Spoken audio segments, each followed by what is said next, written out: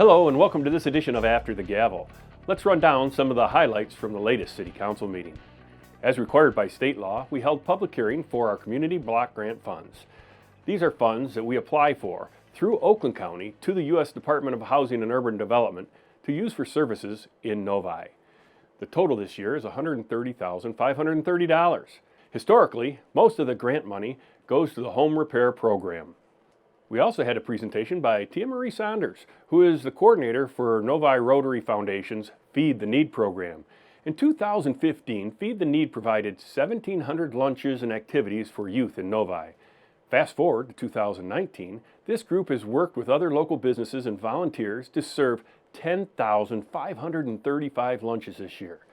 That is a great thing about local charity. You actually get to see the difference it makes right here in your backyard. Under council action items, the City Council approved a special land use and transfer of a Class C liquor license to Guernsey Farm Dairy for their restaurant as they are working to renovate and improve service options to this long-term staple here in Novi.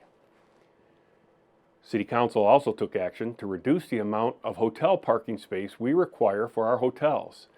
The popularity of rideshare and Uber, Lyft, on-demand transportation options have shown us we don't need all the parking that we used to require. Now we can add more green space and trees to assist in our Novi aesthetics. There was a good and robust conversation on the Fourth Amendment to the Conditional Agreement to purchase property at Grand River and Town Center Drive. The City Council tabled the item so the developer could shore up some of the information and refine his plan so everyone is clear on the final uses that will be on this site.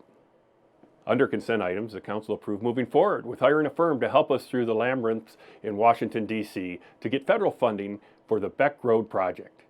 In order to bring your federal tax dollars back, we will need to work with two counties, the City of Wixom, Northville Township, and MDOT, along with our federal representatives.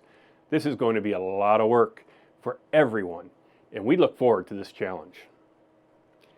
The City Council also moved forward a resolution updating election precinct boundaries and locations. It is important to pay attention moving forward as we will be explaining where the new precincts are and where you go to vote. Additions to the agenda included rescinding previous council resolution that dealt with support of Novi residents to vote for or against the Regional Transit Authority, or RTA.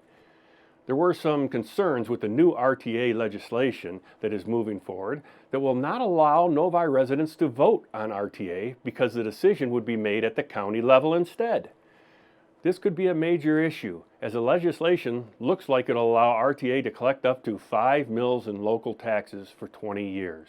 Using very conservative numbers, that would mean Novi taxpayers would pay $17 million per year for 20 years.